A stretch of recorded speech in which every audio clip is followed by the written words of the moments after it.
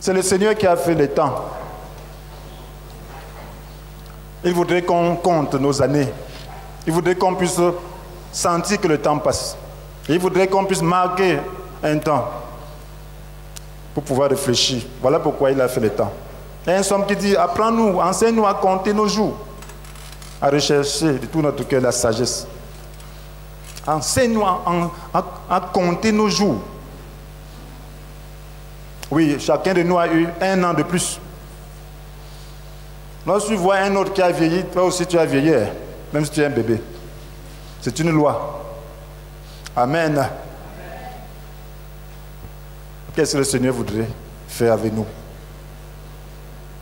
En chaque année, beaucoup de gens prennent de nouvelles résolutions pour recommencer, pour redémarrer leur vie. Et je suis sûr que tu en as pris. Et nous en avons pris. Le 31, nous avons pris des résolutions. Pour marcher avec le Seigneur, pour que Dieu soit notre ami. Le Seigneur nous a enseigné que nous devons nous réjouir en tout temps. Réjouissez-vous en tout temps. Réjouissez-vous.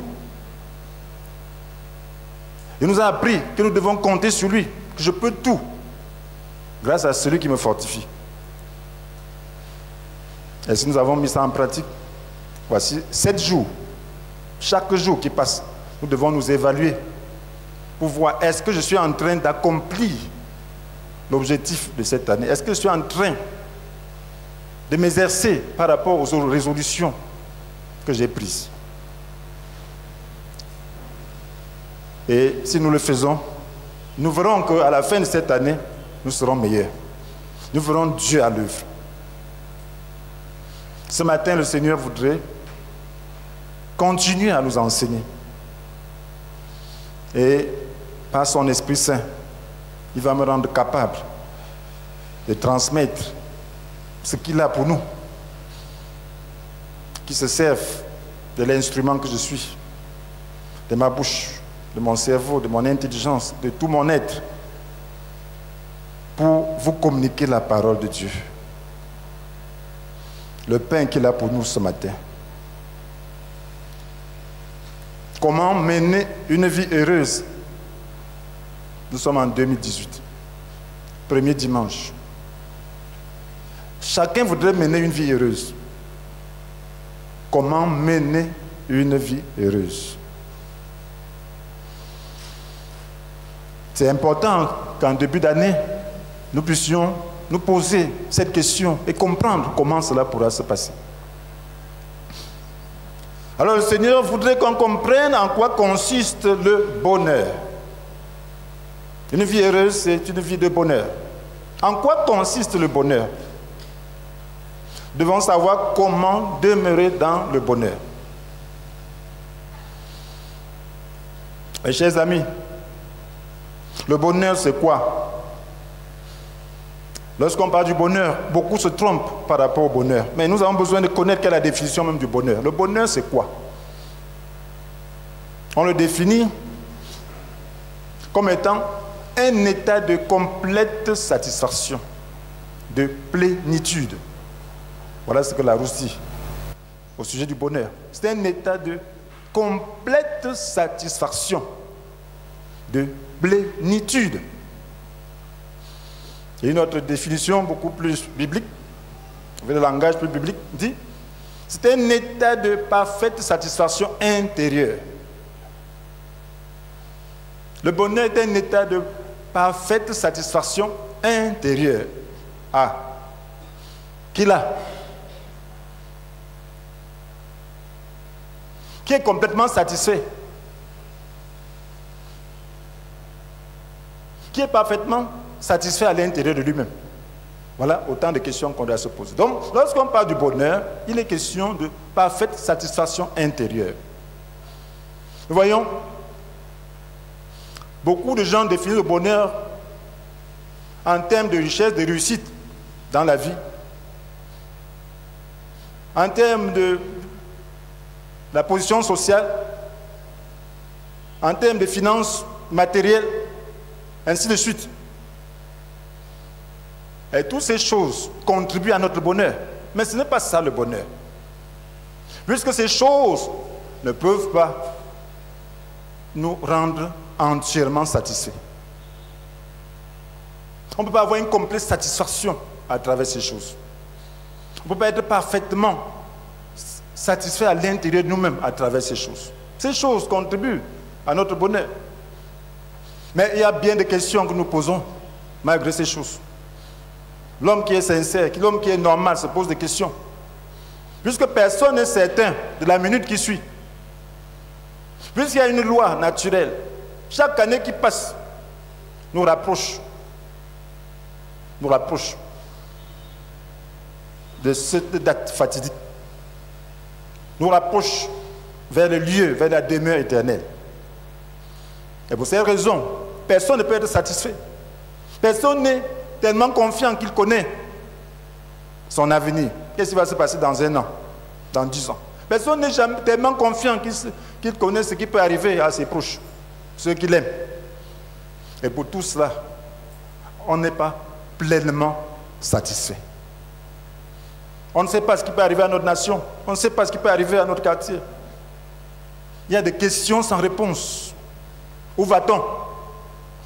On va où? Même s'il devrait vivre 100 ans, on va aller où? Chaque jour est un défi. Tous les jours qui passent, c'est un jour de défi. Et pour cette raison, on ne peut pas être pleinement satisfait. On ne peut pas avoir le bonheur qu'on recherche.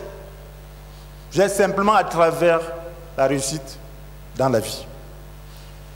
Et c'est la raison pour laquelle nous devons nous poser toujours des questions. Est-ce que le bonheur est possible? Imaginez-vous un monde où il n'y a pas de souffrance, où il n'y a pas la mort, où il n'y a pas de maladie, où il n'y a pas de méchanceté, où il n'y a pas de besoin.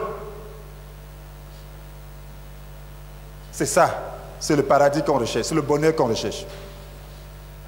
Un environnement sans méchanceté, tu peux être confiant, sans maladie, sans souffrance, sans besoin, c'est-à-dire tu n'as besoin de rien, rien ne te manque.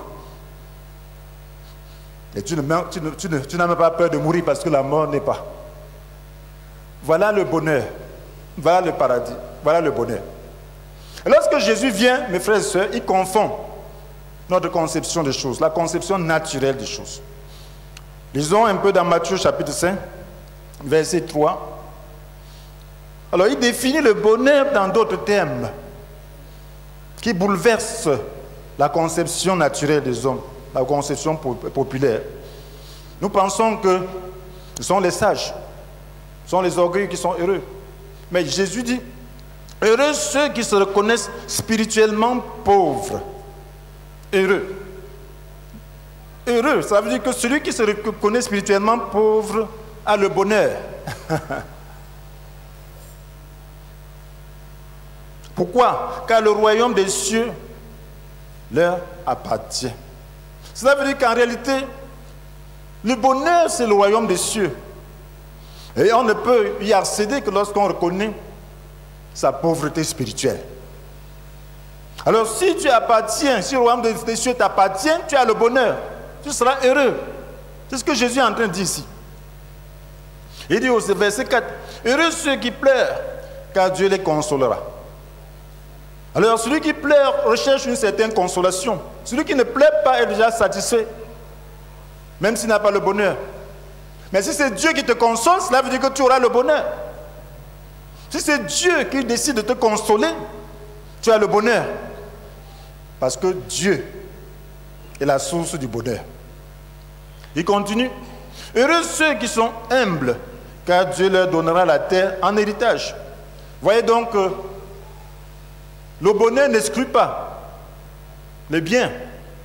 Mais quand c'est Dieu qui te le donne, c'est sûr. Il dit, heureux ceux qui sont humbles. Nous savons que c'est les forts, les orgueilleux qui ont la terre. Mais le Seigneur dit que ce sont les humbles.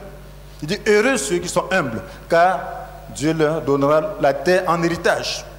Cela veut dire que même en termes du matériel, alors quand Dieu donne, cela procure le véritable bonheur. Ça n'exclut pas tout ça. Heureux ceux qui ont faim et soif de justice, car ils seront rassasiés. Lorsque tu as faim et soif de justice, alors tu tu veux que la justice arrive, tu seras rassasié. Ton bonheur sera là. Parce qu'un jour viendra où ce bonheur se manifestera, où ta soif sera étanchée. Heureux ceux qui témoignent de la bonté, car Dieu sera bon pour eux. Quand Dieu est bon pour toi, tu as le bonheur. Tu es heureux. Heureux ceux dont le cœur est pur, car ils verront Dieu. Quand tu vois Dieu, tu es heureux. Heureux ceux qui répandent autour de la paix, car Dieu les reconnaîtra pour ses fils. Ah, si tu es fils de Dieu, fils du président, fils du roi, tu es heureux. Si Dieu te reconnaît comme son fils, tu es heureux. Parce que rien ne lui manque. C'est ça le véritable bonheur. Il dit, heureux ceux qui sont opprimés pour la justice, car le royaume des cieux leur appartient. Ça veut dire que lorsque tu es juste et que tu es opprimé pour cette raison, tu es heureux. Dieu voit ça. Le royaume des cieux t'appartient. Et si le royaume des cieux t'appartient, tu es heureux. Parce que c'est les cieux qui règnent sur la terre. Tu es heureux. Tu n'as pas d'inquiétude. Tu as une complète satisfaction. Tu as la plénitude. Et il dit maintenant, heureux serez-vous quand les hommes vous insulteront et vous persécuteront, lorsqu'ils répandront toutes sortes de calomnies sur votre compte à cause de moi. Ah, est-ce qu'on est heureux? Lorsqu'on voit quelqu'un comme calomnie, pour Christ, on pense que la personne n'est pas heureuse. Le Seigneur dit que tu es heureux. Donc le bonheur que le Seigneur, dont le Seigneur parle est complètement différent de ce que nous connaissons comme bonheur. Il dit, heureux serez-vous quand les hommes vous insulteront et vous persécuteront, lorsqu'ils répandront toutes sortes de calomnies sur votre compte à cause de moi. Et oui, réjouissez-vous. Alors soyez heureux, car une magnifique récompense vous attend dans les cieux. Car vous serez ainsi comme les prophètes d'autrefois. Eux aussi ont été persécutés avant vous de la même manière. Donc, lorsque tu es persécuté, lorsque tu es insulté à cause du Seigneur, le Seigneur dit que tu es heureux. Donc, nous voyons donc que ce bonheur est fondé sur l'espérance. Le bonheur dont il est question ici concerne le présent, mais aussi surtout l'avenir. Ils disent car le royaume des cieux est à eux, car ils hériteront la terre, tout cela. Cela parle de l'espérance. Et lorsqu'on parle de l'espérance, il est question de foi. Donc on ne peut pas être heureux sans la foi. Ce n'est pas possible d'être heureux sans la foi.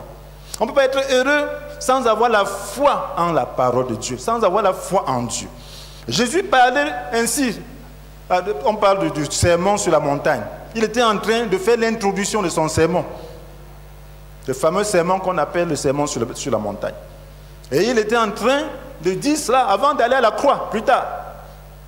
Il avait dit aux Juifs que si ce n'est pas l'Esprit de Dieu qui chasse les démons, cela veut dire que le royaume des cieux est au milieu d'eux. Le royaume des cieux était au milieu d'eux. Jésus dit, le royaume des cieux vous appartient. Il était en train d'apporter ce royaume des cieux.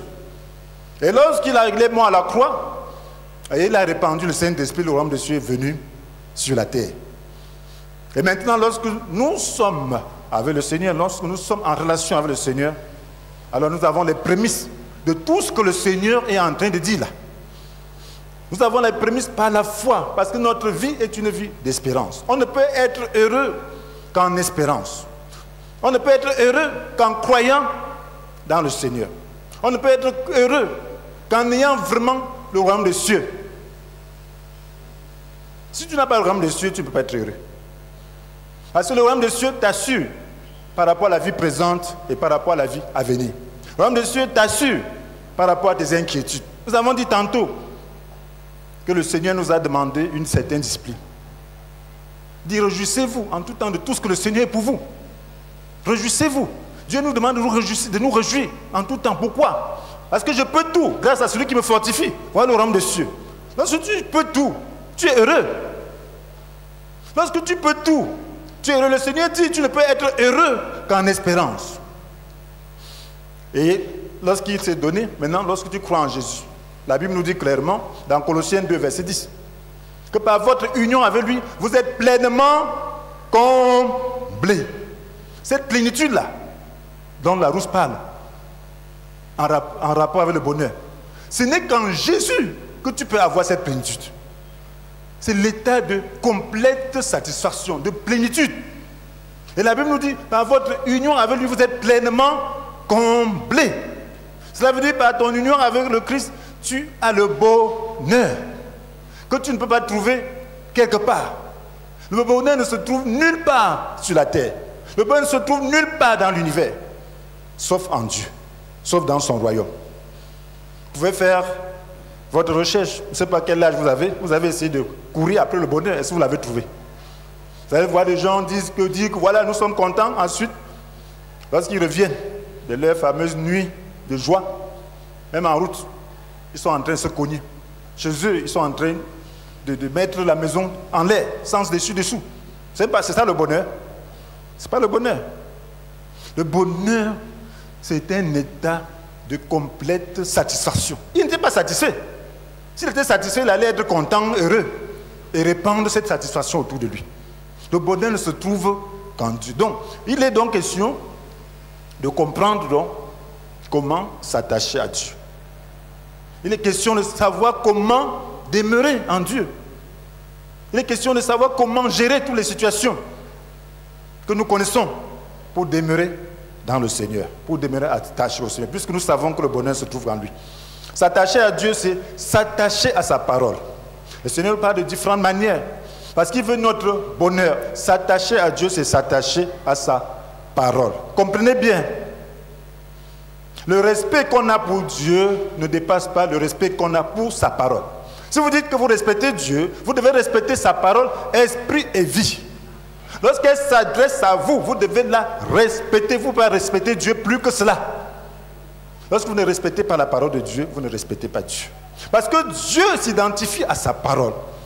Lorsque vous lisez la Bible, vous voyez que Dieu s'identifie complètement à sa parole. Imaginez-vous que vous méprisez par exemple la parole du président de la République. C'est le mépriser, n'est-ce pas? Oui, parce que lorsqu'il parle, il sait sur quelle base il parle. Il a l'autorité par rapport à ça. Vous méprisez, alors qu'il est sincère, alors là, vous êtes en train de mépriser cette personne. Donc, il ne faut pas dire que vous honorez Dieu en méprisant sa parole. Ce n'est pas possible. Ce n'est pas possible. Il lui-même dit concernant sa parole, dans Ésaïe 55, verset 11,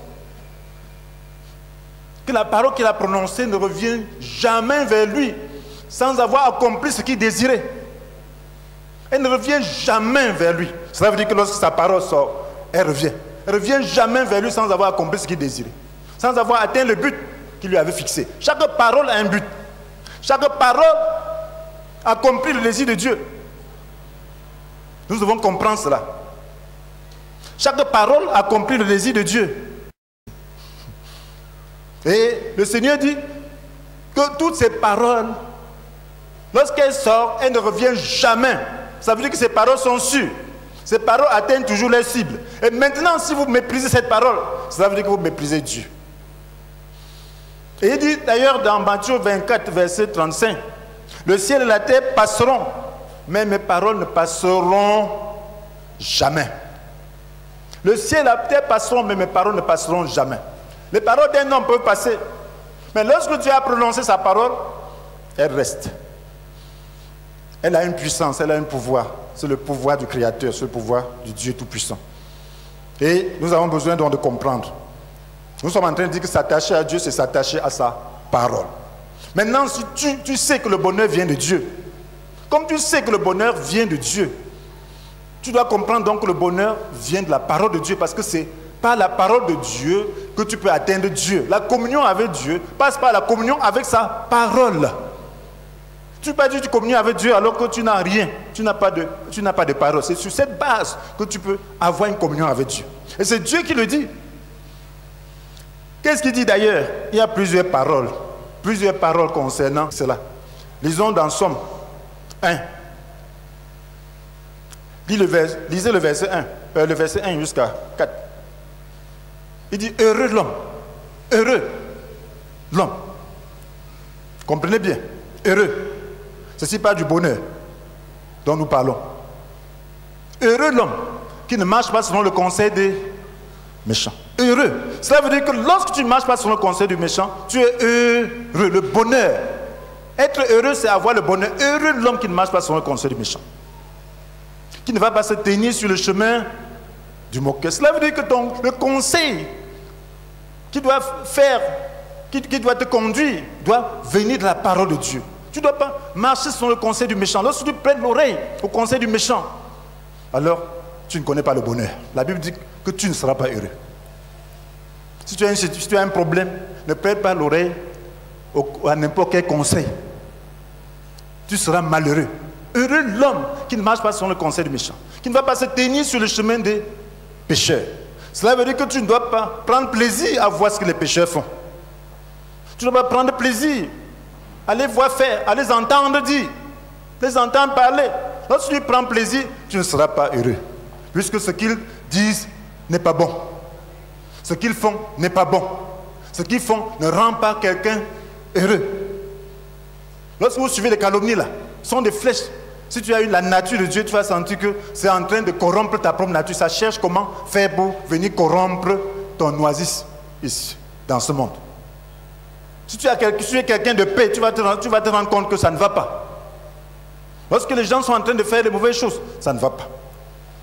Oui, heureux l'homme qui ne va pas se tenir sur le chemin des pécheurs et qui ne s'assied pas en compagnie des moqueurs. Lorsque les gens s'assiedent pour rire aux éclats, alors qu'ils sont en train de se moquer de quelqu'un, faites attention, la malédiction se trouve là-bas. Le bonheur ne se trouve pas là-bas. Lorsque les gens s'assiedent pour parler des autres négativement, le bonheur ne se trouve pas là-bas. Puisqu'après ta conscience commence à te juger. Une conscience chargée n'est pas le bonheur.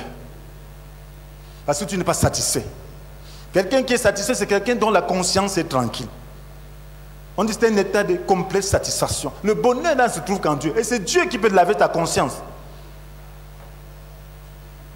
Qui ne s'assied pas en compagnie de moqueur. Mais toute sa joie, voilà maintenant ce qui fait le bonheur.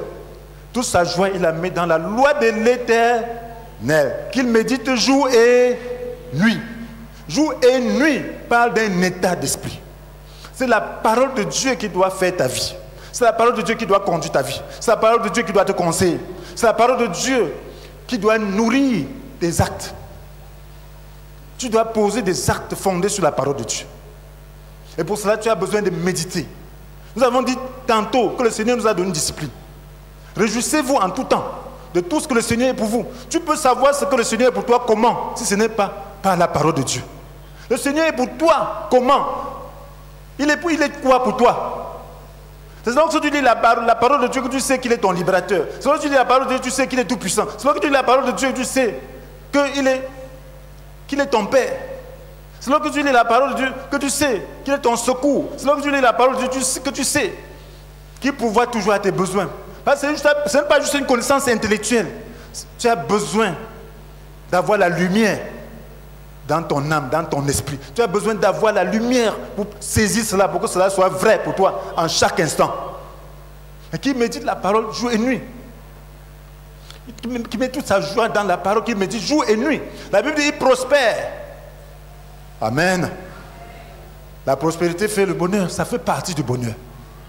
Il prospère comme un arbre planté près d'un courant d'eau, qui donne toujours son fruit lorsqu'en revient la saison. Parce que chaque arbre a une saison. Il y a la saison où l'arbre produit. Mais lorsque c'est son moment de produire, cela ne manque jamais de fruits. Ne va pas chercher le fruit à contre-saison. Nos vies, ça a des saisons. Donc, lorsque tu marches ainsi, il y a une saison.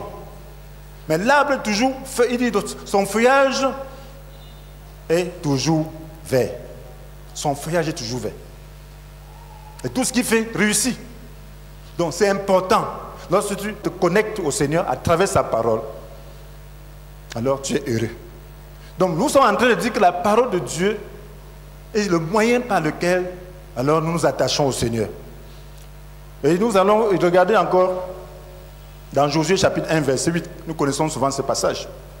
Mais on ne connaît jamais suffisamment. Le conseil que Dieu avait donné à Josué, après le départ de Moïse, parce que Moïse parlait face à face avec Dieu. Josué était jeune. Mais qu'est-ce que Dieu lui a dit comme conseil pour qu'il reste attaché à lui, pour qu'il connaisse le bonheur? Il lui a dit, aie soin de répéter sans cesse les paroles de ce livre de la loi. Aie soin de répéter sans cesse, répéter. Méditez sans cesse les paroles de ce livre de la loi. Médite-la jour et nuit. Pour faire quoi? Pour mettre en pratique tout ce qui est écrit. Mais jour et nuit. Pour mettre en pratique tout ce qui est écrit. Et le résultat, c'est quoi? Car alors, tu auras du succès dans tes entreprises, alors tu réussiras. De méditer jour et nuit. On médite jour et nuit pour être en relation avec Dieu, pour garder le contact avec Dieu. Car alors tu auras du succès dans tes entreprises, alors tu réussiras. Donc la parole de Dieu est très importante si nous voulons être en relation avec Dieu. C'est la source de notre bonheur. Vous ne pouvez pas être heureux sans vous appliquer à lire, à méditer la parole de Dieu. Parce que le souci vient toujours. La Bible nous dit ne vous mettez en souci pour rien, mais en toutes choses, exposez vos besoins à Dieu. Adressez-lui vos prières, vos requêtes en lui disant aussi votre reconnaissance. Vous allez le faire comment si vous n'avez pas la parole de Dieu? Vous allez porter des soucis. C'est la parole de Dieu qui vous donne l'assurance.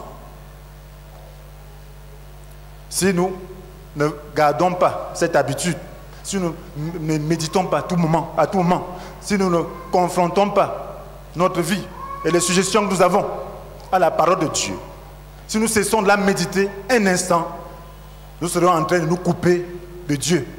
Nous serons en train de quitter notre position en Christ, cette position de gloire, cette position d'autorité. Cette position-là se maintient par la méditation de la parole de Dieu. En cette année qui commence, tu as besoin de faire de la parole de Dieu ta priorité. En cette année qui commence, tu as besoin de la méditer jour et nuit et de mettre en pratique. La résolution que tu as prise, commence déjà à exercer cela dans ta vie et tu verras que Dieu ne ment pas. Tu connaîtras le bonheur en toi-même. Dis-toi qu'en cette année, je ne porterai plus de soucis. Dis-toi qu'en cette année, je vais me réjouir sans cesse. Dis-toi qu'en cette année, je vais faire confiance, je vais oser faire confiance au Seigneur. Dis-toi qu'en cette année, je vais oser laisser Dieu me purifier par sa parole, afin que je connaisse le véritable bonheur. Maintenant, il y a le défi à la communion. Ce n'est pas la parole de Dieu que tu as la communion avec Dieu. Mais il y a un défi. Ce défi est réel. Dans 1 Corinthiens chapitre 10, versets 1 à 13, nous allons comprendre. Mes frères et sœurs, nous allons prêcher la parole de Dieu comme Jésus. Lorsque Jésus est venu, il a prêché tout. Il ne prêchait pas seulement un aspect. C'est quand Jésus vient qu'on sait même qui est Satan, réellement. Il a parlé de démons, il a parlé de Satan, mais il n'a pas parlé de sorciers, de toutes les façons. Mais il a parlé de Satan pour que si tu ne connais pas qui est Satan, que tu le connaisses. Et c'est lui. Il a vaincu le diable, mais ce diable a encore la liberté de faire certaines choses, de tenter. Le défi à la communion, c'est la tentation. Dans 1 Corinthiens chapitre 10, nous voyons, le Seigneur nous dit ça très clairement. La tentation cherche à briser notre communion avec Dieu. Donc, à nous faire quitter notre position en Christ. Voilà le but de la tentation. À briser notre communion avec Dieu. Faire quitter notre position en Christ. Alors, c'est à nous de démontrer notre attachement à Dieu, c'est-à-dire à sa parole. Devant la tentation, nous devons donc démontrer que nous aimons Dieu, que nous sommes vraiment attachés à Dieu. Voilà ce que Dieu recherche aussi dans cette tentation. Si la tentation n'était pas nécessaire, Jésus même ne passerait pas par là. Jésus est passé par la tentation pour nous montrer que c'est la vie de tout le monde, de tous ses disciples. Je me souviens, j'étais jeune converti. On priait un jour. Quelqu'un a dit, mais pourquoi on ne peut pas prier que le diable meure et puis une fois on est tranquille, on ne sera plus tenté? Non, il fait sa mission. Il a un temps. Le diable sera là pour nous tenter. Mais il ne peut pas nous toucher. Il ne peut pas nous confronter directement. Si tu es un enfant de Dieu, il ne te confrontera pas directement. S'il te confronte, si tu es un vrai enfant de Dieu, tu vas le vaincre. Mais il peut utiliser la ruse. Et c'est ça qui est dangereux. Puisque Dieu ne te promet pas que le diable ne te tentera pas. Et le chrétien doit savoir cela. Lorsque tu ne sais pas ça, tu es déjà tenté. On ne doit pas ignorer le diable. Il est vivant. Il est là. Mais il est vaincu. Mais on doit connaître ses ruses. Parce que c'est contre ses ruses que nous combattons. Et nous avons autorité sur lui et sur ses œuvres. Mais nous avons besoin de savoir qu'il peut nous renverser à travers ses ruses. Et si nous ne le savons pas, nous sommes déjà tentés, nous sommes déjà sous la tentation. Parce que la Bible nous dit clairement dans 1 Corinthiens chapitre 10, verset 1 jusqu'à 13, on lit d'abord les premiers versets jusqu'à 6. Il parle du peuple d'Israël. Car il ne faut pas que vous ignoriez ceci, frères. Après leur sortie d'Égypte, nos ancêtres ont tous marché sous la conduite de la nuée. Ils ont tous traversé la mer. Ils ont donc tous, en quelque sorte, été baptisés pour Moïse, dans la nuée et dans la mer. Ils ont tous mangé une même nourriture spirituelle. Ils ont tous bu la même boisson spirituelle, car ils buvaient de l'eau jaillie d'un rocher spirituel qui les accompagnait.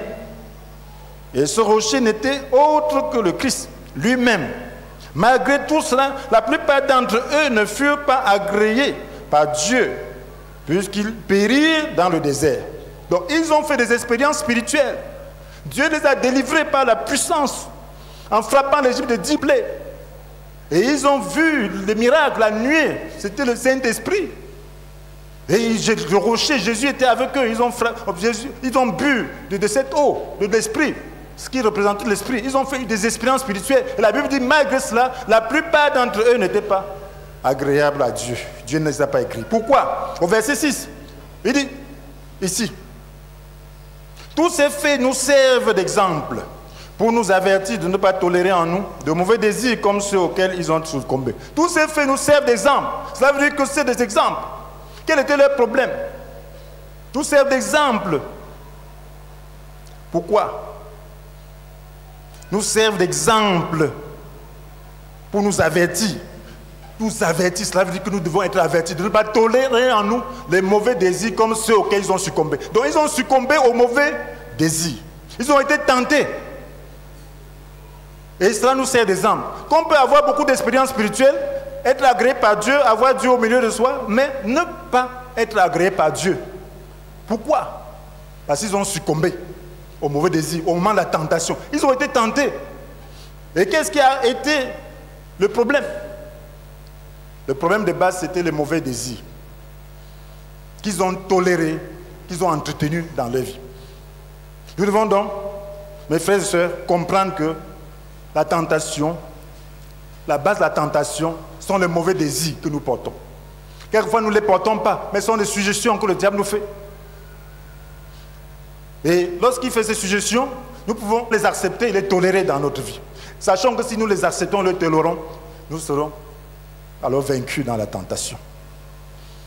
Et si nous sommes vaincus dans la tentation, alors ce sera misérable. Nous avons besoin de comprendre tout cela, mes frères et sœurs. La Bible nous promet, le Seigneur nous promet que nous ne serons jamais tentés au-delà de nos forces. Au verset 13, la Bible nous dit, les tentations qui vous ont assaillis sont communes à tous les hommes. Tous les hommes. Ça c'est le verset 13 de 1 Corinthiens. Tous les hommes. Il n'y a pas d'homme qui ne soit pas tenté. Donc tu ne fais pas l'exception. Les tentations qui vous ont assaillis sont communes à tous les hommes. Et il dit maintenant, Dieu est fidèle. Il ne permettra pas que vous soyez tentés au-delà de vos forces. Au moment de la tentation, il préparera le moyen d'en sortir pour que vous puissiez y résister. Au moment de la tentation, il préparera le moyen d'en sortir.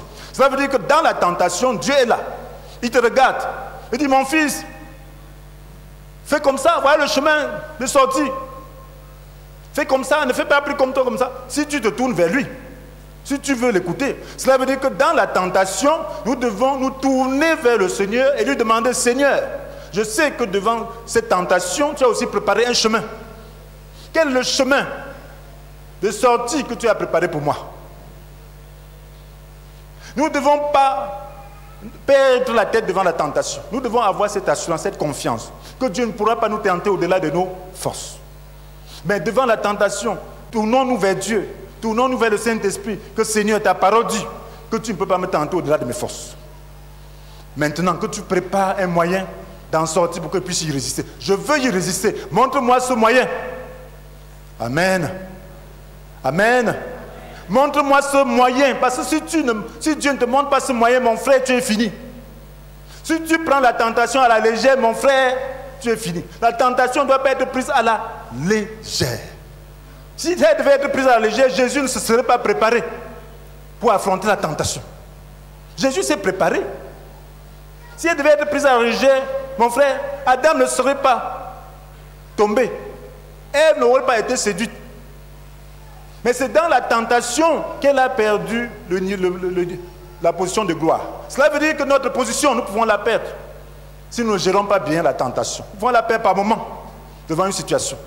Si nous ne gérons pas bien la tentation. Et c'est ce que nous devons faire. Et ce que le diable cherche à faire. Il cherche à nous voler. Quand on dit voler, là, ce n'est pas qu'il vient juste arracher.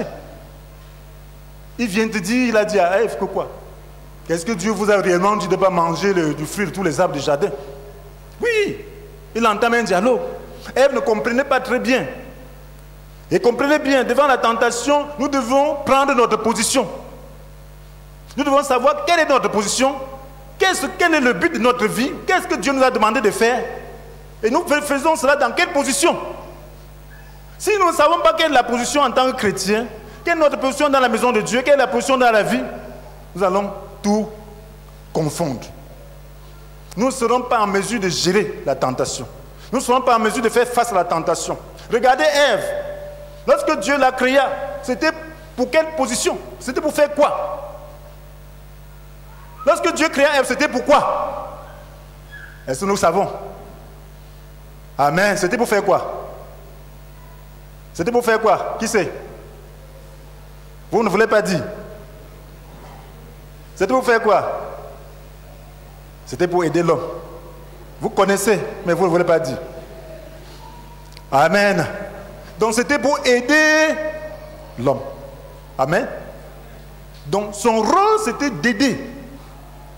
Et lorsque Dieu dit, au verset 16 et 17 de Genèse 2, donnant le commandement à Adam, est-ce qu'Ève était là?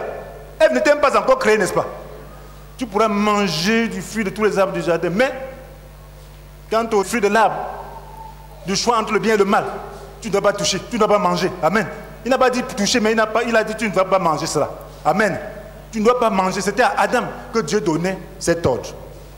Ève n'était pas là. C'est après, Adam, ayant nommé tous les animaux, s'est rendu compte qu'il n'y avait pas quelqu'un qui pouvait l'aider. Ces animaux-là, c'était des animaux, c'était leur genre. Parce qu'en réalité, un animal n'a pas l'esprit. Un animal n'a que l'âme. Donc, il ne voyait pas quelqu'un avec qui communier vraiment. Et il a exprimé ce désir. Avant qu'il n'exprime ce désir, Dieu avait déjà prévu cela. Il a dit, maintenant, cette fois-ci, c'était l'os de mes os, la chair de ma chair, n'est-ce pas? Il était tellement content. Il était content. Imagine-toi quelqu'un qui est comblé. Mais maintenant, face à la tentation, c'est Ève devant le diable. Est-ce que Dieu vous a dit réellement? Elle s'est embrouillée que non. Dieu nous a dit non. Dieu nous a dit de ne pas toucher, de ne même pas toucher, de manger tous les fruits du arbre. Mais quant à l'arbre du choix entre le bien et du mal, il nous a dit de ne même pas toucher. Mais c'est pas ce que Dieu avait dit. Elle n'avait pas, elle était un peu confuse. Mais si elle respectait sa place, puisque c'est Adam que Dieu a dit ça, seulement Adam lui a dit. Elle n'avait pas bien saisi. Elle a compris qu'il ne faut même pas toucher. Donc elle avait même peur de ça. Alors si elle respectait sa place, elle a dit donc, c'est à Adam que Dieu a dit ça. Il faut que j'aille bien lui demander. Amen. Je dois aller demander à Adam. Le diable allait fuir jusqu'à oublier la route. Le diable allait fuir. Il allait partir par ce chemin parce qu'il savait que Adam savait. C'était une valeur pour Adam. Il savait que de toutes les façons, il ne devait pas manger. Mais finalement, il a mangé pourquoi? Parce que lors de ses os, il ne pouvait plus rester sans ça. Alléluia. Oui, c'est elle qui l'a séduit. C'était plus possible. Et il a cédé.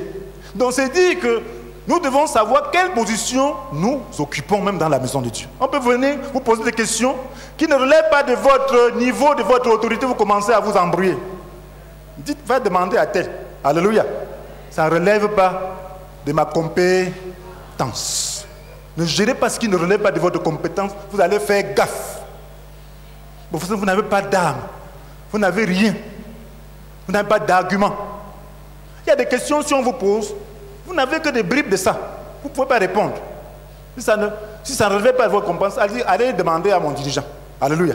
Ça relève de ta compétence. Quand il va trouver les bulldozers, les mitrailleurs, les rafales. Parce que tu n'as rien. Toi, tu as inversé. Et il faut même le compter, tu ne peux pas justifier. De la Genèse à l'Apocalypse, la personne va... il va s'en aller. Alléluia. Mais tout seul, il va commencer à introduire les doctrines. C'est comme ça qu'on fait pour séduire les gens qui... Le loup qui entre dans l'église avec les fausses doctrines. Ils prennent un jeune converti de côté, commencent à leur enseigner des choses qui ne relèvent même pas de l'autorité d'un chrétien. Qui relèvent de l'autorité de l'organisation, l'autorité des apôtres. Il veut que tu parles, discute de ça. Ne discute pas de ça. Ce qui relève de ton autorité, c'est ce qui touche ta vie directement. Alléluia. Ta communion avec Dieu. Ne discutez pas de doctrine. Si vous discutez de doctrine, ceux qui sont préparés pour venir vous assaillir, ils vont vous détruire. Si c'est très important, dites, prenons un rendez-vous avec un pasteur. Alléluia. Et puis vous allez voir qu'il va fuir. Il va fuir parce que le pasteur risque de le convertir plutôt. Donc faites attention. Voilà, la tentation vient de cette manière. Quand vous ne connaissez pas votre place, il y a même le visionnaire. Il y a des gens qui prétendent connaître même ce que Dieu a donné à un homme plus que celui-là même qui a reçu.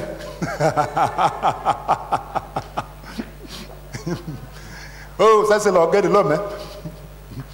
C'est l'orgueil de l'homme. C'est pas qu'il connaît tout, mais concernant ce que Dieu lui a donné, il connaît. Tu ne connais pas mieux que lui. C'est son domaine là-bas. Tu peux aller prétendre un professeur dans une matière que tu connais plus que lui. Même si tu es professeur dans une autre matière, tu peux pas connaître. Tu ne connais pas plus que lui. Dans ce domaine-là, parce qu'il a fait des recherches. Il a passé tout son temps à ne travailler que sur ça, dans ce domaine. Donc quand on dit professeur, ça veut dire qu'il a de l'expérience dans ce domaine-là. Tu te mets là, il t'enseigne d'abord le B.A.B.A. Il y a beaucoup de choses, tu ne vas même pas comprendre, beaucoup de choses. Quand Dieu donne une vision, il te parle de 1000 manières. Tu peux connaître mieux que ça, plus que lui. Il y a ce qui est important, ce qui n'est pas important. Vous aider un visionnaire, mais ne prétendez pas connaître mieux que lui. Vous êtes orgueilleux. Parce que même si tu es un nimbouk, tu passes ta vie à prendre la même chose, on te dit la même chose, même si tu ne comprends pas, que c'est grave. Parce que Dieu te dit toujours la même chose, c'est pour ça que tu vis. Alléluia. Donc prenons simplement notre place. Lorsque vous sortez de votre place, vous êtes tenté, le diable vous ramasse facilement. Il y a des gens qui se mettent à discuter des doctrines, des dominations, de ceci qui n'ont rien à faire. Là, vous êtes en train de quitter votre place. Vous êtes déjà sous la tentation. Parce qu'il y a certains de ce domaine-là que je ne pourrais pas discuter. Parce que ça ne relève pas de ma compétence. Amen. Jésus a discuté de tout, n'a pas discuté de tout. Mais il faut connaître ce qui est important pour la vie. Voilà maintenant, mes frères et sœurs, au verset 7, le Seigneur nous dit, quel est l'autre point de tentation? Nous voyons que le domaine de base, c'est le mauvais désir. Nous devons refuser de tolérer le mauvais désir en nous. Le mauvais désir, le mal, c'est le mal, mon frère. Ève n'avait pas de mauvais désir en elle en tant que telle. Mais lorsque le diable vient, il vient avec un environnement de mauvais désir, il lui fait des suggestions de mauvais désirs. Et maintenant, si elle accepte, elle tolère, c'est là qu'il y a problème. Elle tombe dans la tentation. Étant déjà tombée dans la tentation, elle s'en va voir son mari déjà dans cet état déchu. Elle parvient à séduire cet homme. Donc n'allez pas vers les gens étant déjà tentés. Amen. Il y a des suggestions, de mauvais désirs qui peuvent vous assaillir. Dominez ça, priez. N'allez pas vers les gens avec le mauvais désir. C'est que vous aurez des problèmes. Parce que vous allez chercher à vous imposer. Parce que le diable est déjà en train de vous... Il y a déjà une pression en vous. Gérez cela. Et lorsque vous allez vers les personnes, alors vous serez libre. Le verset 7 nous parle de l'idolâtrie. Ne soyez pas idolâtres comme certains d'entre eux l'ont été, selon que rapporte l'Écriture. Le peuple s'assit pour manger et pour boire, puis ils se levèrent tous pour se divertir. Ah, voilà l'idolâtrie. On parle ici d'Exode 32, où le peuple avait fait le veau d'or, avec les richesses qu'ils avaient. Oui, Moïse était allé sur la montagne attendre les 10 lois et les ordonnances relatives à l'application de ces lois-là. Voilà, le peuple avait Aaron, ils font le veau d'or. Maintenant, ils mangent, ils se divertissent. Ils se mettent à dire, voilà, peuple d'Israël, voilà le Dieu qui vous a fait sortir d'Égypte. Un veau d'or, et qu'eux-mêmes ont construit. La Bible nous dit de faire attention. Ça, c'était l'idolâtrie dans leur contexte. Mais dans notre contexte, il y a l'idolâtrie, mon frère. Le Seigneur dit qu'il est un Dieu jaloux. Nous avons parlé de l'idolâtrie la fois passée. Dans un sens. L'idolâtrie, c'est quoi, mes frères et sœurs? Dans notre contexte. C'est ce à quoi nous sommes tellement attachés. C'est à quoi nous sommes tellement attachés que nous ne faisons pas la volonté de Dieu. Même un besoin peut se transformer en idole pour nous. Ce qui est une soif qui ne nous laisse pas dormir. Un désir qui ne nous laisse pas dormir. Alors que ce n'est pas la volonté de Dieu. Donc même si c'est la volonté de Dieu, ça ne doit pas être tellement fort qu'à tout moment ce n'est que ça que tu vois. Non, ça devient déjà une idole pour toi. Nous devons, notre vie, notre culte, c'est adorer Dieu. Et il connaît nos besoins. Et nous allons nous élever nos besoins. Mais sans les tenir fortement de sorte que ce n'est que ça qui est devant nous. C'est Dieu qui doit être devant nous. Nous devons être en mesure de renoncer et d'être heureux. Et d'adorer Dieu en lui présentant notre besoin.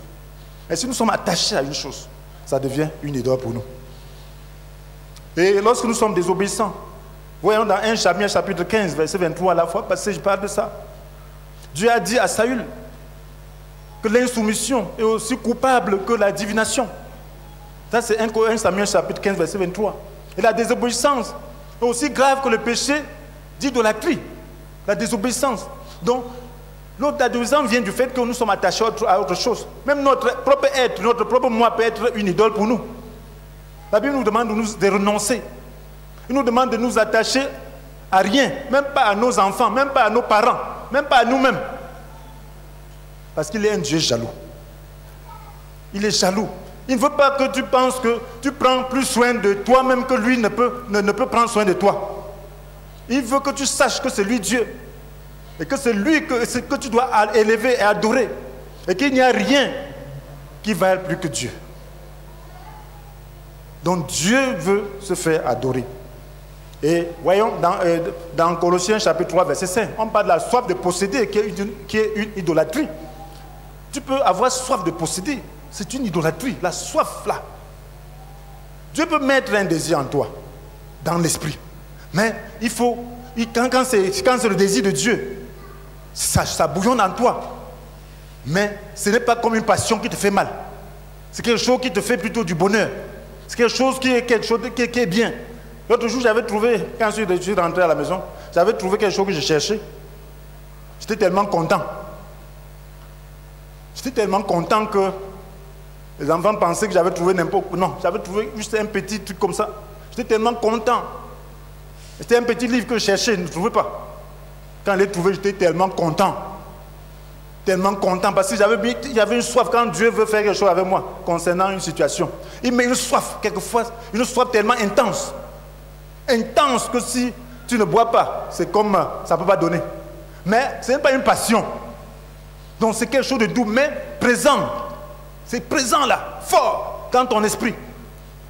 Et lorsque tu reçois ces choses, tu dis, ah, gloire à Dieu, ton bonheur grandit. C'est comme ça que Dieu me présente souvent sa volonté.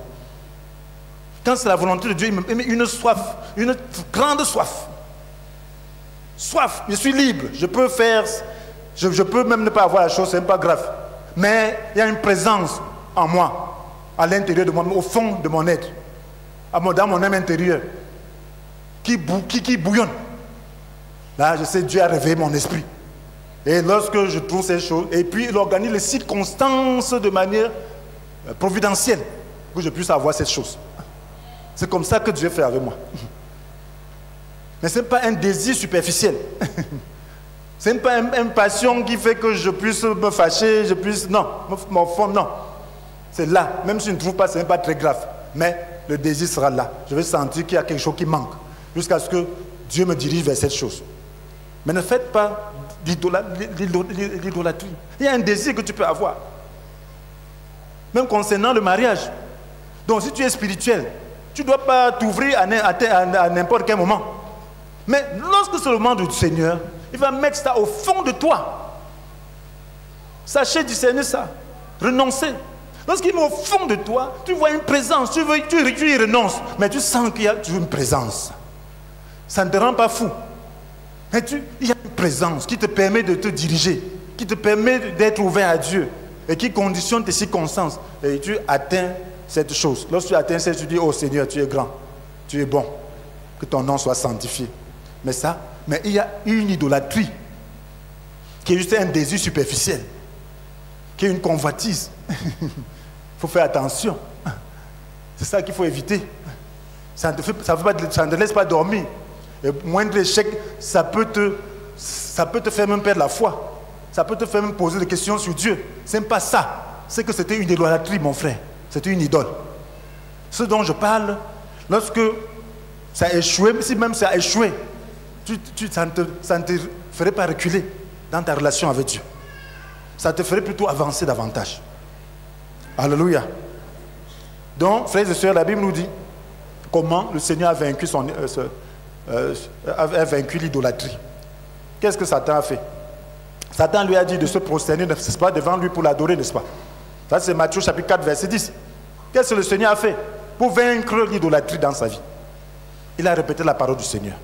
C'est une valeur que c'est Dieu seul qu'on doit adorer. Et c'est à lui seul qu'on doit rendre un culte. On adorera l'Éternel. Il est écrit, tu adoreras l'Éternel ton Dieu. C'est à lui seul que tu rendras le culte. Donc il faut avoir cette valeur.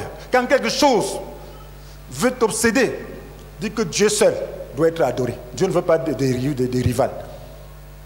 Tu dois être un adorateur. Donc un adorateur c'est qui? C'est celui-là qui s'est abandonné à Dieu. L'adoration c'est en réalité l'abandon à Dieu pour faire sa volonté. L'abandon confiant pour faire la volonté de Dieu. Dans Romains 12, la Bible nous dit, au verset 1, qu'à cause de cette immense bonté de Dieu, je vous invite donc, frères, à lui offrir votre corps comme un sacrifice vivant, saint, qui plaise à Dieu. Ce sera de votre part un culte spirituel. Voilà le culte, voilà l'adoration, l'abandon de soi. Seigneur, ta volonté, non la mienne. Devant la tentation d'adorer le diable, pour le bien matériel, tu adoreras l'Éternel ton Dieu, et c'est à lui seul que tu rendras culte. Ça veut dire qu'il doit soumission à Dieu. Face à un désir qui veut tyranniser sur toi, tu dis, je suis un adorateur. J'ai livré ma vie, j'ai offert ma vie à Dieu. Amen. J'ai offert ma vie à Dieu comme un sacrifice vivant, saint, qui plaise à Dieu. Donc, ces désirs-là, je pense, si c'est Dieu, je ferai sa volonté. Mais si ce n'est pas Dieu, ce n'est pas un problème. Sa volonté sera faite de toutes les façons. Je m'abandonne à lui. Je renonce à ses désirs. C'est dire que je renonce à tout désir. Je renonce à tout ce qui veut me perturber. Je m'abandonne à Dieu. Lorsque tu t'abandonnes à Dieu, c'est sa volonté qui se fera dans ta vie. Il y a des gens qui veulent se marier, une femme dit, oh, je viens déjà. Non, non, tu t'inquiètes. Quand tu t'inquiètes, ce n'est plus Dieu. Reçois de Dieu.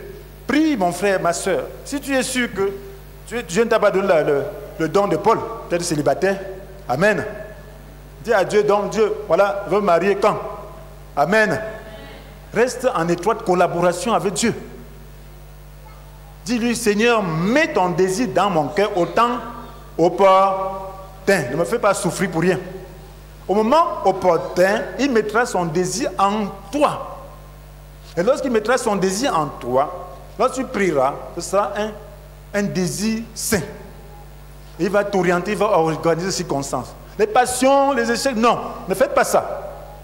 Ne faites pas ça. Ça va vous détruire et détruire d'autres personnes. Le mariage, c'est quelque chose de très sacré. Ne tâtonnez pas. Priez et suivez des principes bibliques. Protégez votre cœur. Ne livrez pas vos cœurs n'importe comment. Protégez-les. Que ce soit le Seigneur qui dépose son fardeau dans votre cœur. Amen. Et vous serez bien. La Bible nous dit, n'est-ce pas? En Dieu, mets ta joie et il comblera le vœu de ton cœur. Psaume 37, verset 4. Mets ta joie en lui et il comblera le vœu de ton cœur. Il y a aussi au verset 8, il y a un point très important, mes frères. La Bible nous dit, ne vous laissez pas entraîner à l'immoralité sexuelle comme furent certains d'entre eux. Et en un seul jour, il mourut 23 000 personnes. Ah, l'immoralité sexuelle. Mon frère, si on vous a dit que la foi chrétienne va avec l'immoralité sexuelle, sachez qu'on vous a menti. La Bible nous dit que tout ça est écrit pour nous avertir de ne pas tolérer en nous des mauvais désirs comme ceux auxquels ils ont succombé. Ils ont pratiqué l'immoralité sexuelle, 23 000 personnes sont parties à cause de ça. Ça, c'est un exemple. La Bible dit que quand tu pêches, quand tu t'unies à une prostituée, à une femme, tu pêches contre ton propre corps.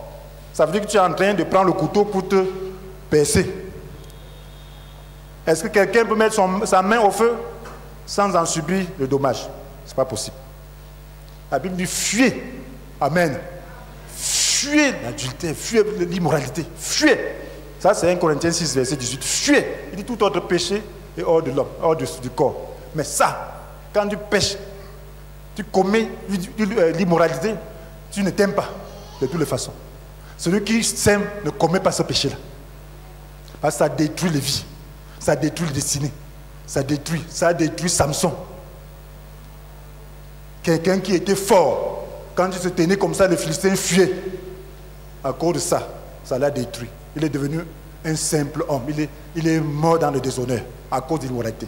Ça a détruit David pendant un temps. Il a été chassé de son palais à cause de l'immoralité. Un roi qui marche la tête baissée à cause d'un petit péché. Alors qu'il avait plusieurs femmes là-bas. Donc ça peut détruire ta vie. Ça peut te donner des maladies. Ça peut créer des jalousies. Il y a des gens qui perdent leur vie à cause de l'immoralité. Tu prends une fille qu'un autre est en train de sortir, un méchant, un fumeur de chanvre. Tu sors là, il te poignarde. C'est pourquoi. Amen. Hein? Il te tue. Pour rien. Parce que ce sont des péchés. Quand la Bible dit de fuir, ça veut dire que c'est important, mon frère, ma soeur. Ne jouez pas avec ce péché. Ne tolérez pas ce désir en vous. Si vous voulez aller loin avec Dieu. Amen. Mais si vous voulez être je peux dire quoi? Des épaves. Faites ça. Salomon, c'est ça qui l'a tué, non? De nombreuses femmes. Il est mort tôt à cause de... Parce qu'il n'a pas respecté. Ça l'a amené... Il a aimé les femmes. Il a commencé à être même un idolâtre. Parce qu'il aimait tellement les femmes qu'il a commencé à adorer leur Dieu. Un homme rempli de sagesse comme ça, de gloire.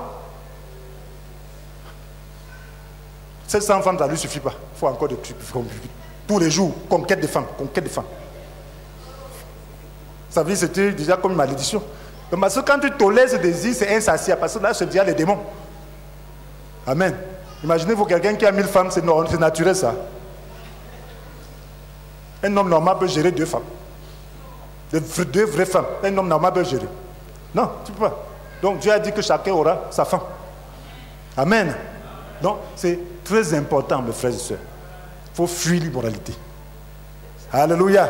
Fuyez. Quand vous voyez l'immoralité, fuyez comme quelqu'un qui fuit la mort. C'est-à-dire que sa vie est touchée. Fuyez jusqu'à comme quelqu'un qui a vu un danger. Si vous faites ça, ça va vous garder. C'est mon secret. Amen. Moi, je fuis ça depuis. Même quand j'étais étudiant, quand une jeune fille vient, une soeur vient dans ma chambre, moi, j'ouvre la porte. Amen. J'ouvre la porte. Alléluia. Non, j'ouvre la porte, on cause la porte ouverte. On prie la porte ouverte. C'est comme ça que moi je faisais. Alléluia. Alléluia.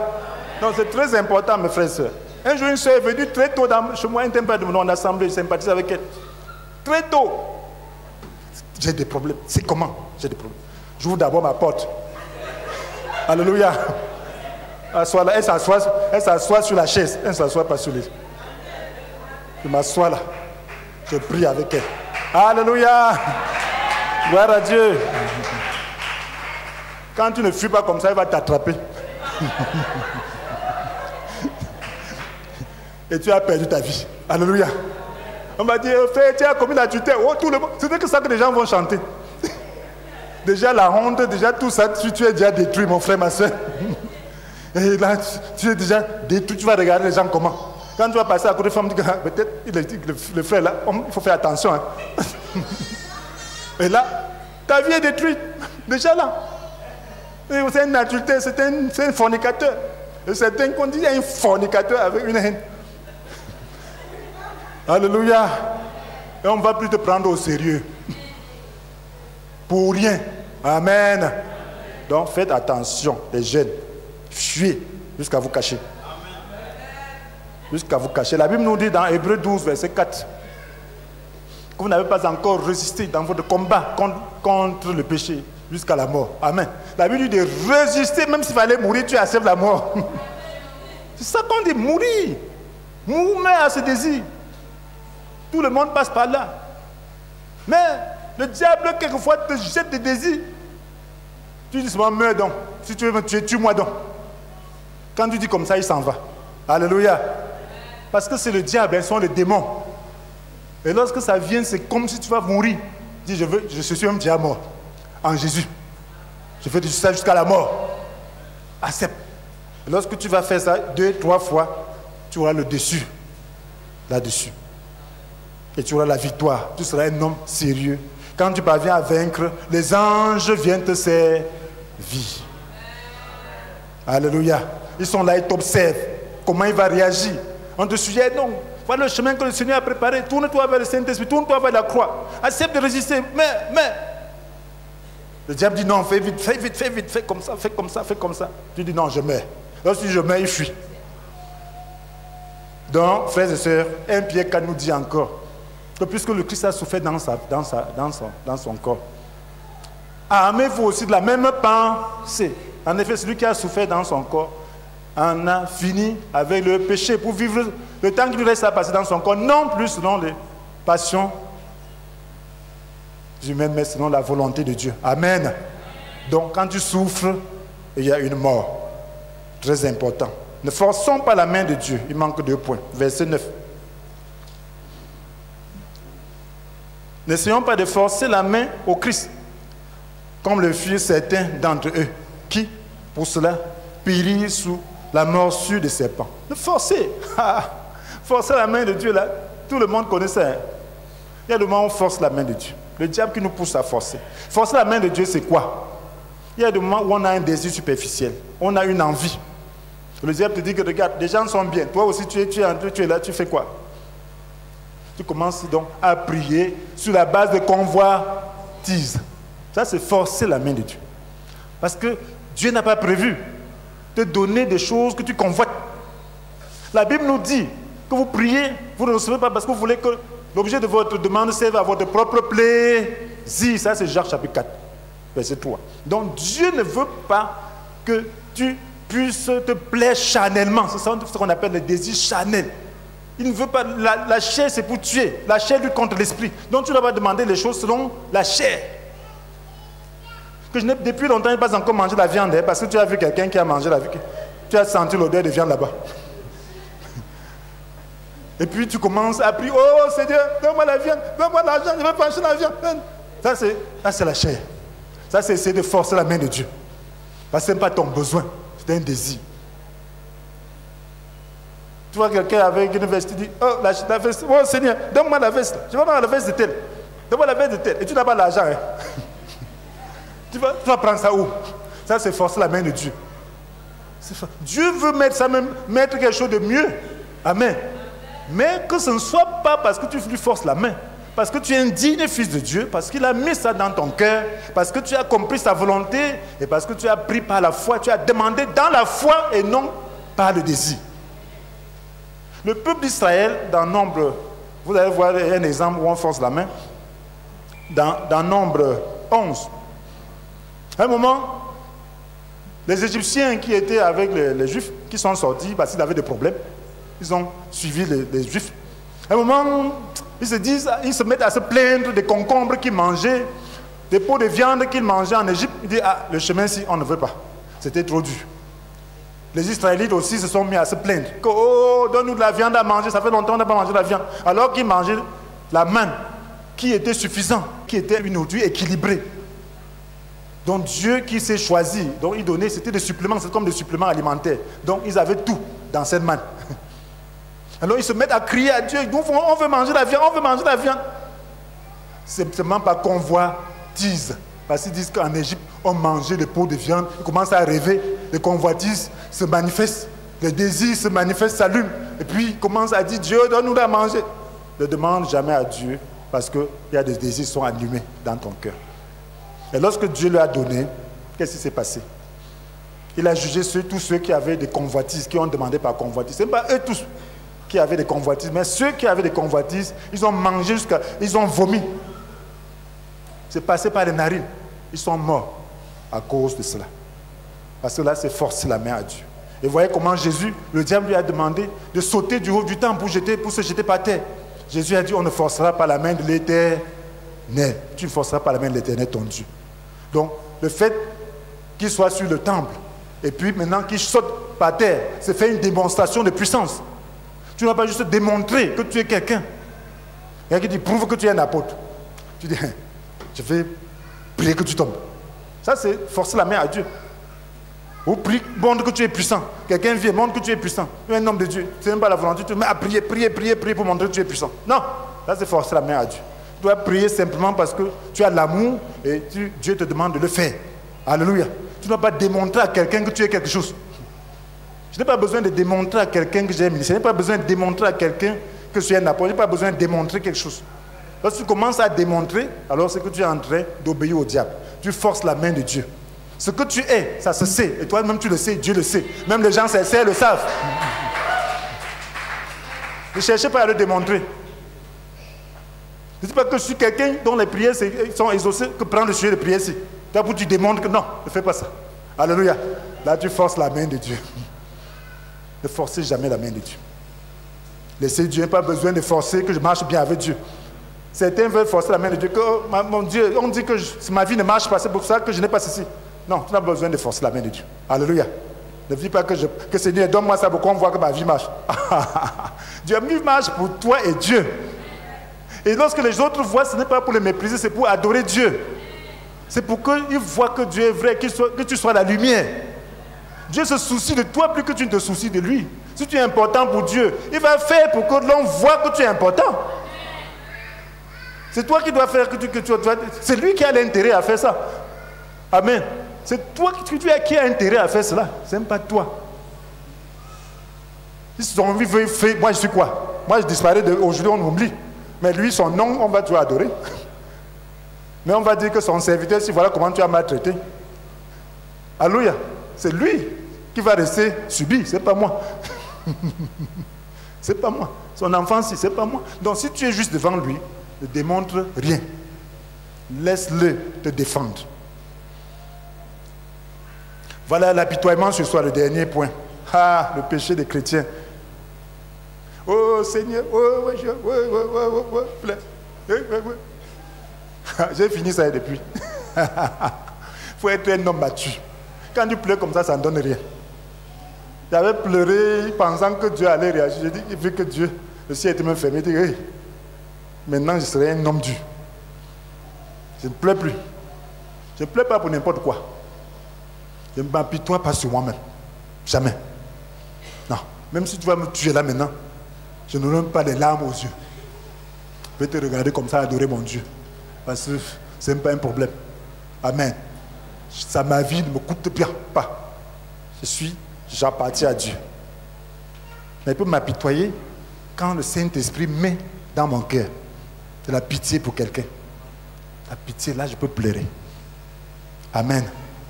Mais ne t'apitoie pas que comme tu n'as pas ceci, tu n'as pas cela. Non. Ne t'apitoie pas. Dieu ne voit pas ça. Ne t'apitoie pas. Il veut sa volonté. Il veut que tu puisses t'abandonner, que tu dis, Seigneur, si c'est mourir, prends-moi. Ah, étant prêt, que donne-moi la force, donne-moi la grâce, donne-moi la force de gérer cette situation.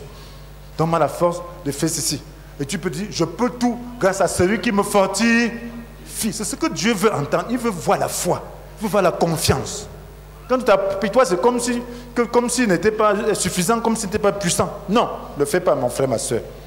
L'apitoiement sur soi est très mauvais. Alors, lorsque les gens s'apitoient, ils se rebellent. Voilà les gens, dans Nombre 14, vous allez voir les Israélites. On les a envoyés pour espionner le pays. Les 12 espions viennent, 10 font un mauvais rapport. Le peuple se met à pleurer toute la nuit, s'apitoyer, pleurer. Oh, tu nous as amenés dans le désert pour nous tuer. Oh, nos enfants seront une proie, on va nous tuer. Ce sont des gens, ils pleurent. Après, ils se rebellent contre Dieu. Lorsque tu t'apitoies, tu n'es pas en train de renforcer ta disposition à obéir au Seigneur. Ne t'apitoie jamais. Dis-lui, Seigneur, je meurs, j'accepte. J'accepte. Lorsque tu t'apitoies sur ton ressort, le diable t'instruit. Et lorsqu'il t'instruit, mon frère, tu ne te rapproches pas de Dieu. Dis-lui, Seigneur, s'il y a un déshonneur sur ton nom, c'est toi-même qui assumes. Moi, je ne suis rien. Je m'abandonne à toi. Une situation difficile m'amène seulement à m'abandonner davantage à Dieu. Et c'est le diable qui doit aller encore demander à Dieu que non, laisse. Alléluia. Parce que quand tu t'abandonnes à Dieu, le diable ne veut pas. C'est lui qui va encore courir vers Dieu que non, laisse-le. Parce qu'il est en train de trop se rapprocher de toi là. Et moi, il ne veut pas ça. Quand tu as des difficultés, deviens plus zélé que sois en feu. Sois en feu. Lorsque tu es en feu, le diable a peur. Il ne permettra pas, c'est lui-même qui va aller intercéder devant Dieu. Pardon, donne-lui un peu comme ça là. Il va se refroidir. Quand tu le dessèches trop là, je ne suis pas content. Et Dieu va te donner. Alléluia. Oui, mon frère, n'aie pas peur. Tu n'as pas l'argent de tasser, tape à pied. Pam, pam, pam, pam. Je m'en fous. Je ne sais pas si je tape. Quand le diable sait que tu es comme ça, il s'en fout. Il a même peur de toi. Il va te donner. Il va permettre que Dieu t'assèche. Parce que quand il t'assèche, tu deviens un prieur. Tu pries tellement que lui, il a des problèmes. Tu adores tellement Dieu qu'il a des problèmes. Mais si t'assèches, tu commences à pleurer, il va dire, je peux te faire souffrir. Parce qu'il veut te faire souffrir. Il a vu un bouton, il peut appuyer, il va toujours appuyer dessus. Ne t'appuie-toi pas. Et ça ne va pas te faire avancer. S'il appuie là-dessus, tu deviens plus fumant. Il va te laisser. Ça, c'est la tentation. Parce que l'apitoiement, c'est céder à la tentation. Ne cède pas. Même s'il faut mourir, meurs en héros. Comme Étienne, qui dit, Seigneur, ne l'impute pas ce péché, alors qu'on est en train de le lapider. Ça, c'est un héros. Tu t'apitoies que tu n'as pas Christ. Tu t'apitoies que tu n'as pas Dieu. Tu n'as pas l'éternité. Les autres qui sont là ne vont pas mourir demain. Alléluia.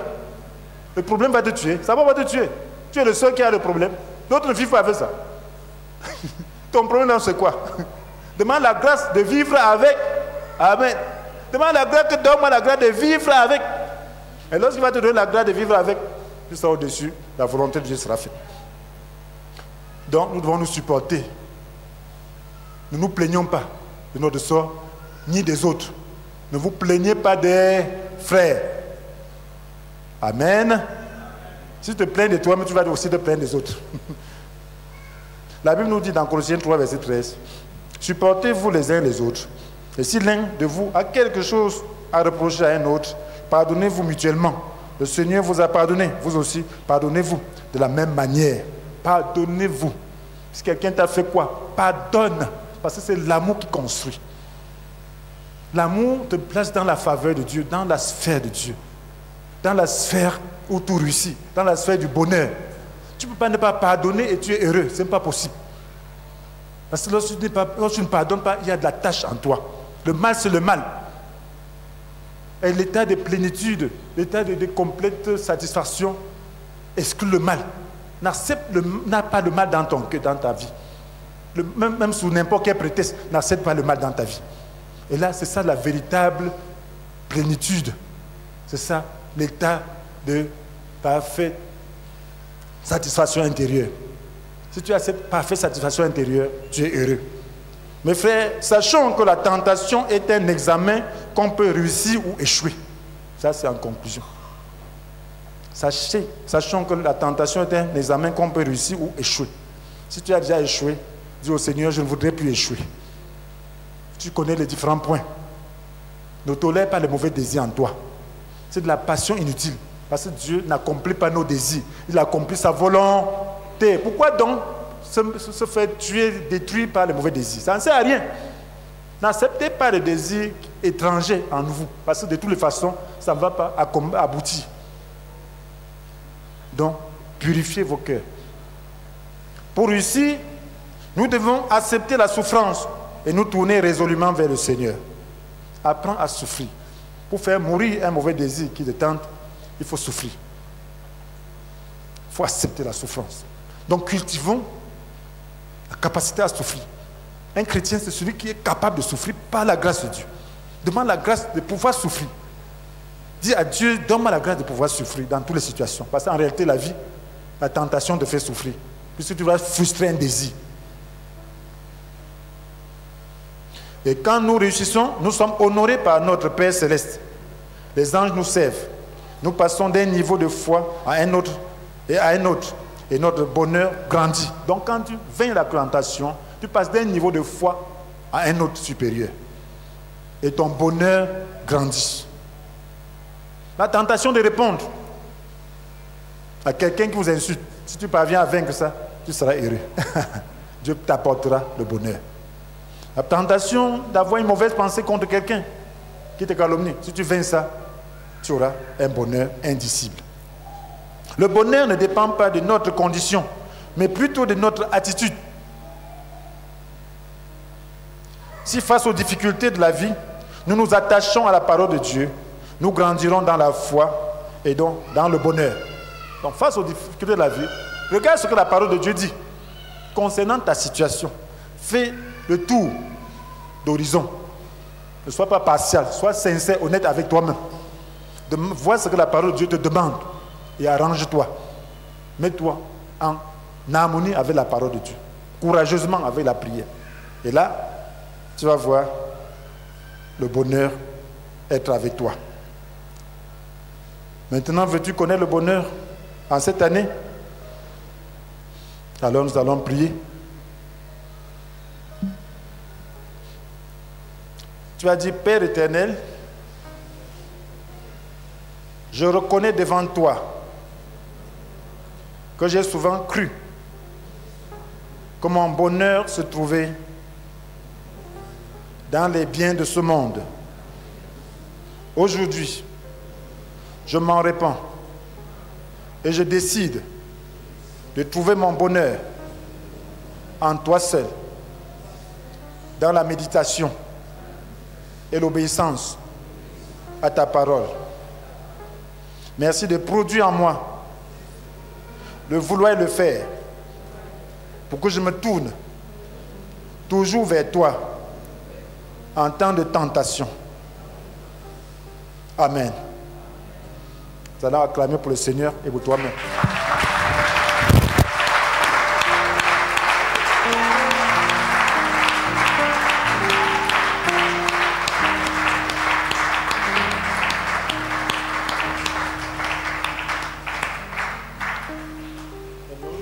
Nous passons directement aux questions de réflexion.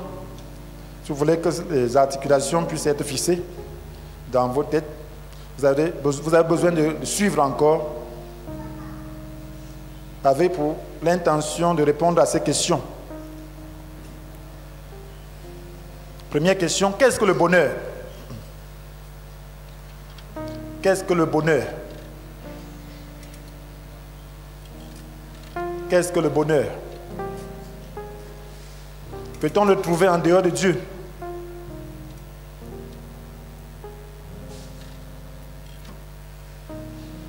Peut-on le trouver en dehors de Dieu? Pourquoi? Qu'est-ce que le bonheur? Peut-on le trouver en dehors de Dieu? Pourquoi?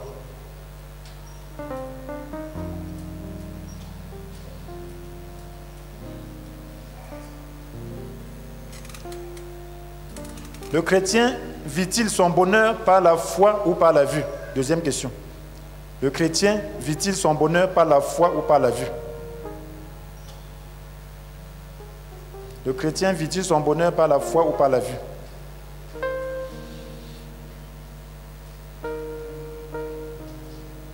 Le chrétien vit-il son bonheur par la foi ou par la vue? Troisième question. Comment communique-t-on avec Dieu? Comment communique-t-on avec Dieu? C'est-à-dire communier. Comment communique-t-on avec Dieu? Comment communique-t-on avec Dieu? Quatrième question. Quel est le défi à notre communion? Quel est le défi à notre communion? Quel est le défi à notre communion?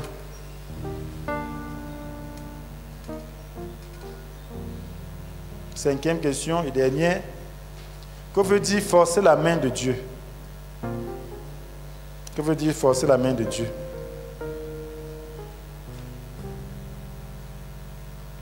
Que veut dire forcer la main de Dieu? Nous allons chanter un chant. Je vais donner un sujet de prière avant de quitter. Je suis né pour te louer. Je suis né pour glorifier ton nom en toutes circonstances. Apprendre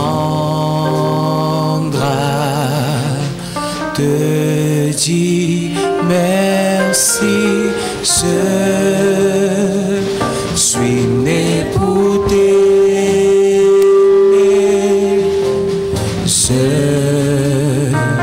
suis né pour t'adorer, mon Dieu. Obéir à ta voix. Je suis fait pour toi. Je suis né. Je suis né pour te louer. Je suis né pour glorifier ton nom en toutes circonstances. Apprendre à te dire merci. Je suis né pour t'aimer.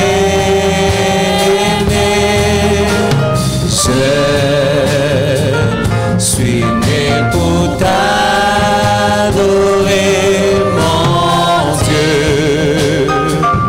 Obéir à ta voix. Je suis fait pour toi. Mon frère et ma soeur, nous allons prier maintenant. Je me souviens, juste au début de ce ministère, je n'avais même pas encore commencé le ministère de l'Assemblée. Il y a un jeune homme. Il était parti au nord. C'est sa maman qui l'avait amené me voir. Il croyait, et lorsqu'il est allé habiter dans une construction, comme le diable pouvait bien, le monsieur, la séduction, a envoyé sa fille. Il l'a séduit. Bon, c'était ça, c'est dit. Il est tombé dans le péché. Lorsqu'il est tombé dans le péché, il a été atteint d'une maladie. Et c'est une maladie terrible qui avait fini par le tuer. C'est pour vous dire, le diable, la tentation est réelle. Peut-être tu as déjà eu la chance, la grâce, de ne pas être frappé de cette manière. Mais aujourd'hui, prie que Dieu t'aide. Parce que le danger est grand. Lorsque le diable va t'affronter, il peut t'avoir passé mal. Parce que pêche contre ton corps. Maintenant, prie que le Seigneur te pardonne.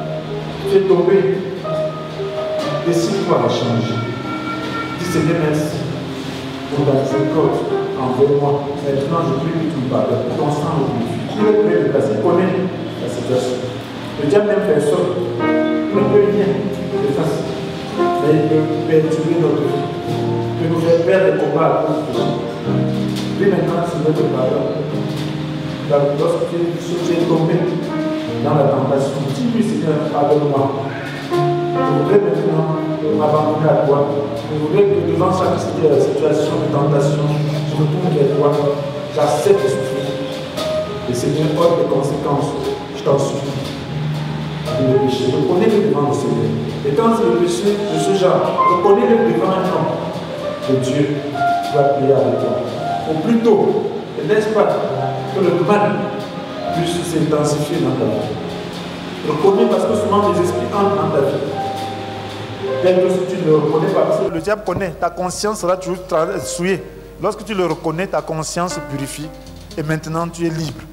Maintenant le diable ne pourra plus t'avoir. Tu auras la foi pour pouvoir vaincre maintenant les conséquences. Maintenant nous allons prier. Mon frère, ma soeur, prie maintenant, dis au Seigneur de te pardonner. Oui, dis-lui que tu t'engages en cette année à le suivre vraiment, qu'il te préserve de toute forme de tentation. Oui, il t'a rassuré. Commande la tentation. Il préparera aussi un chemin d'en sortir afin que tu puisses y résister. Oui, il a dit les tentations qui vous ont assaillis sont communes à tous les hommes. Tout le monde est tenté. Tous les chrétiens sont tentés.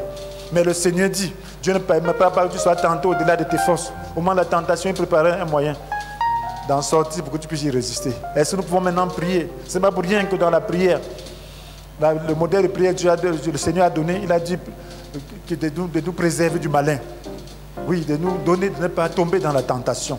Oui, prions maintenant que le Seigneur nous pardonne. Et là où il y a des conséquences, où le diable t'accuse déjà, il te réclame. Oui, demande pardon. Si nous reconnaissons nos péchés, les fidèles, juste par conséquent, il nous pardonne nos péchés. Il nous purifiera de tout le mal que nous avons commis. Maintenant, reconnais ton mal.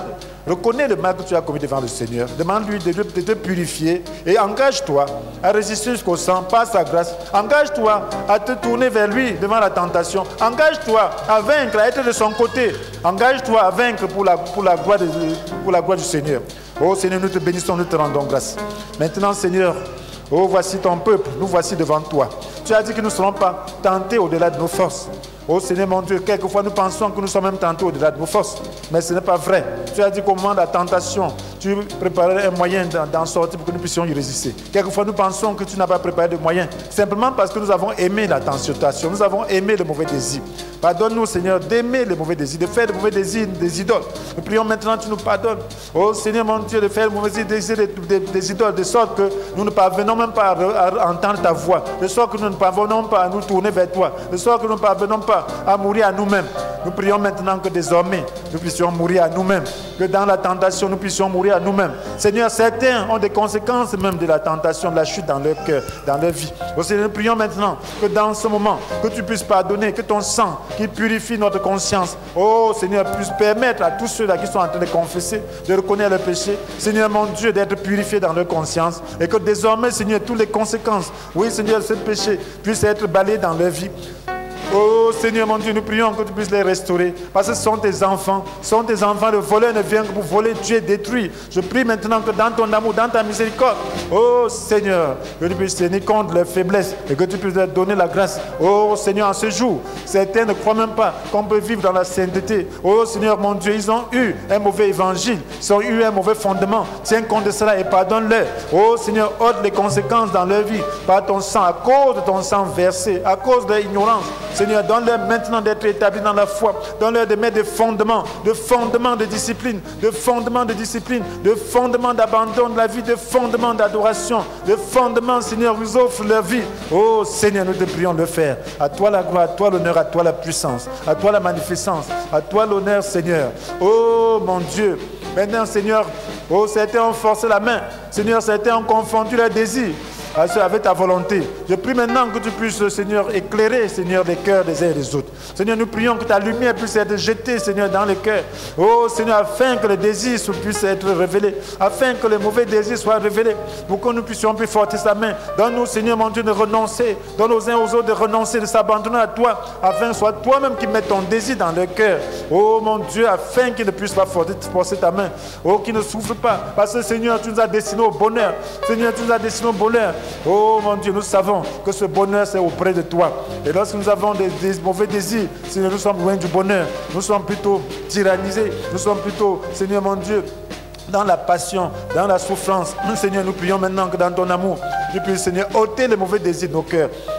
Donne-nous de discerner ces mauvais désirs et, Seigneur, d'abattre ces idoles au nom puissant de Jésus. Nous prions maintenant, Seigneur, pour toute forme d'idole dans nos cœurs. Nous prions que dans ton amour, oh Seigneur, tout ce qui nous amène à ne pas t'obéir, tout ce qui nous amène à une soumission. Accorde-nous ta grâce, donne-nous de nous détacher de tout, Seigneur, ce qui nous perturbe, afin de t'adorer, toi le seul vrai Dieu. Donne-nous, Seigneur mon Dieu, de reconnaître toi seul. Donne-nous de ne pas, Seigneur, chercher, oh Seigneur, d'autres dieux, de ne pas tolérer d'autres dieux en nous. Nous t'en supplions, Seigneur, nous t'en supplions, oh Seigneur, que nous-mêmes ne soyons pas des dieux pour nous-mêmes. Donne-nous de renoncer à nous-mêmes. Oh Seigneur, donne-nous que dans des situations, nous ne puissions pas chercher à prouver quelque chose que ce soit, Seigneur, en criant vers toi. Nous voulons, Seigneur, te laisser nous défendre. Nous voulons te laisser, Seigneur, parce que tu es suffisant, oh Seigneur, pour te défendre. Tu es suffisant pour, Seigneur, défendre ton nom. Tu es suffisant pour te glorifier. Prions que ce soit toi qui te glorifie en toute situation. Oh Seigneur, ne cède pas à nos désirs, mais cède à ta volonté pour la gloire de ton Saint-Nom. Seigneur, nous plaidons ton sang. Oh, nous plaidons ton sang. Nous prions que ton peuple soit délivré. Tu veux un peuple heureux. Seigneur, permets, Seigneur mon Dieu, ce bonheur soit vrai en cette année. Seigneur mon Dieu, par la discipline que tu nous accordes. Oh mon Dieu, oh mon roi, tu es Dieu, tu es vivant, tu es puissant. À toi la gloire, à toi l'honneur, à toi la puissance. Merci Seigneur. Donne-nous le discernement. Donne le discernement à ton peuple. Donne le discernement à ton peuple. Donne le discernement à ton peuple. Oh, donne-nous de ne pas nous apitoyer, Seigneur, sur nous-mêmes. Seigneur, tu sais toi-même combien ton peuple s'apitoie. Tu sais combien ton peuple se plaint. Seigneur, donne à ton peuple de te faire confiance. Tu nous as donné la discipline, Seigneur, de nous réjouir. De nous réjouir en tout temps de tout ce que tu es pour nous. Donne-nous de nous réjouir en tout temps. Oui, tu as dit que tu es proche de nous faire connaître par notre amabilité envers tous les hommes. Nous voulons nous faire connaître par notre amabilité. Celui qui se plaint ne peut pas être amable. Celui qui se plaint ne peut pas se faire connaître par son amabilité. Nous voulons, Seigneur, le véritable bonheur que nous allons répandre autour de nous. Nous allons répandre autour de nous. Oh Seigneur, donne-nous de faire confiance que tu exauces les prières. Donne-nous de faire confiance que tu exauces les prières. Nous voulons qu'en cette année, Seigneur mon Dieu, que nos prières soient exaucées, parce qu'elles seront faites selon ta volonté. Elles ne seront pas le fruit de mauvais désirs. Elles ne seront pas le fruit de, Seigneur, de désirs pour te forcer la main. Elles ne seront pas le fruit, Seigneur mon Dieu, Seigneur, de notre volonté personnelle, mais elles seront le fruit de ta volonté. Elles seront le fruit d'un besoin réel que tu as mis en nous. À toi la gloire, à toi l'honneur, à toi la puissance. Oh Seigneur, visite ton peuple en cette année.